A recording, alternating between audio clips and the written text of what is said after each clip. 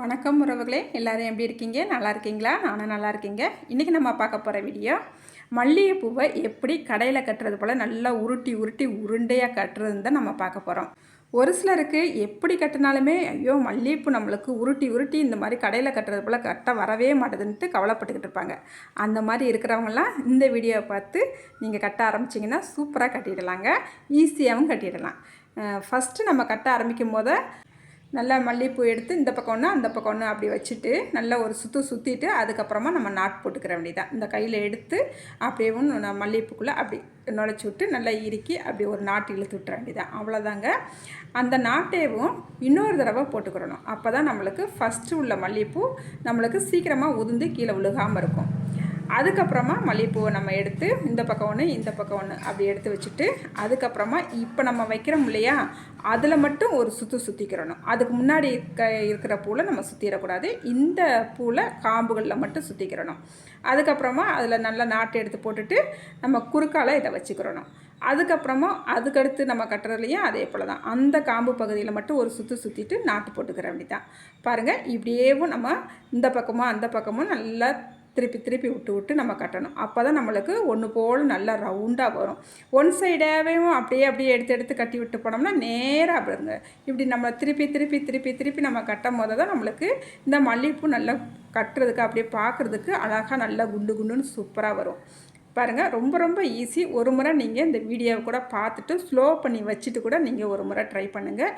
ரொம்ப ஈஸியாக சூப்பராக கட்டிடலாம். நான் பூக்கட்டி பழகினது 6ஆம் வகுப்பு படிக்கும் போதே பூக்கட்டி பழகிக்கிட்டேன். ஏன்னா எங்கள் வீட்டில் அப்போயும் மல்லிகைப்பூ கனகாமரம் நிறைய பூக்கும் பார்த்துக்குங்க. அப்படியேவும் மல்லிகைப்பூ செடியெல்லாம் செடிக்கு அடியில் அவ்வளோ கூட்டி அல்றாப்பில் அந்தளவுக்கு நிறைய பூக்கும்.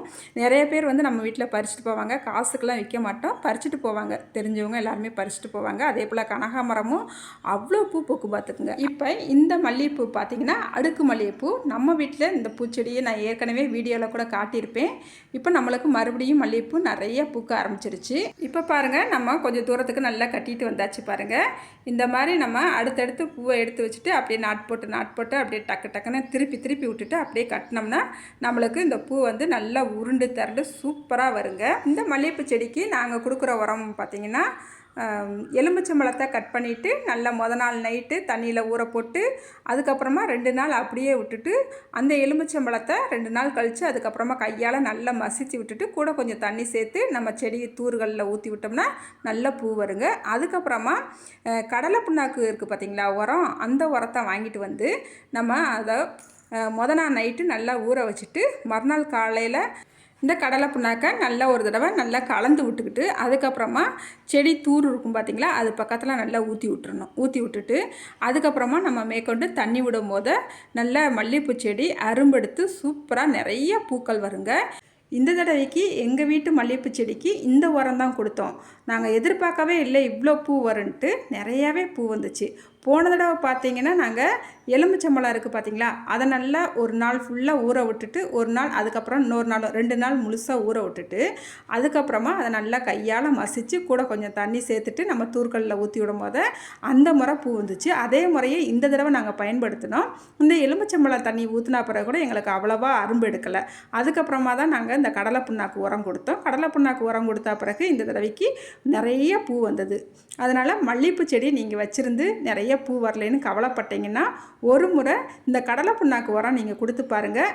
அதிகமான பூ நிறைய வருதுங்க. அதனால் ஒரு முறை ட்ரை பண்ணி பாருங்கள். என்னடா இவங்க 2 உரம் சொல்கிறாங்களே, எதை கொடுக்குறது அப்படின்னு நீங்கள் நினைக்காதீங்க. ஏதாவது ஒரு உரம் கொடுத்தா போதும். ஃபஸ்ட்டு எலுமிச்சம்பழம் கொடுக்குறதா இருந்தாலும் கொடுங்க.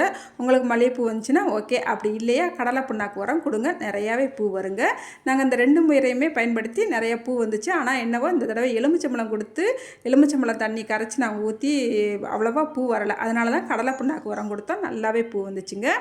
இந்த உரம் எப்போ கொடுக்குறதுன்னு பார்த்தீங்கன்னா நல்லா மல்லிகைப்பூ செடியில் பூவெல்லாம் பூத்து ஓஞ்சா பிறகு நல்ல ஒரு 4-5 இன்ச்சுக்கு இந்த மல்லிகைப்பூ செடியை கட் பண்ணி விட்டுட்டு அதுக்கப்புறமா நம்ம அந்த உரம் கொடுத்துட்டு நல்லா தண்ணி விட்டு வரும்போது பூச்செடி நல்லா தளிர்த்து நல்லா அரும்புகள் நிறைய பூ பூக்க ஆரம்பிக்கும். இந்த மல்லிகைப்பூ செடிக்கு உரம் எப்படி போடுறதுன்ட்டு நீங்கள் ஒரு வீடியோவாக எங்களுக்கு எடுத்து போட்டால் நல்லாயிருக்கும் அப்படின்னு நினைக்கிறவங்க நீங்கள் கமெண்ட் பாக்ஸில் கேளுங்க. உங்களுக்காக இந்த வீடியோவாக எடுத்து அடுத்தடுத்து நாங்கள் வீடியோவாக போடுறோம். ஓகேவாங்க? சரிங்க, இந்த வீடியோ உங்களுக்கு பிடிச்சிருக்குன்னு நம்புகிறோம். இந்த வீடியோக்கு மறக்காமல் லைக் பண்ணிவிடுங்க. புதுசாக நம்மளோட சேனலை பார்க்குறவங்களா இருந்தால் மறக்காமல் நம்மளோட சேனலை சப்ஸ்கிரைப் பண்ணிவிட்டு பாருங்கள். அடுத்து ஒரு வீடியோவில் பார்க்கலாங்க. பாய்.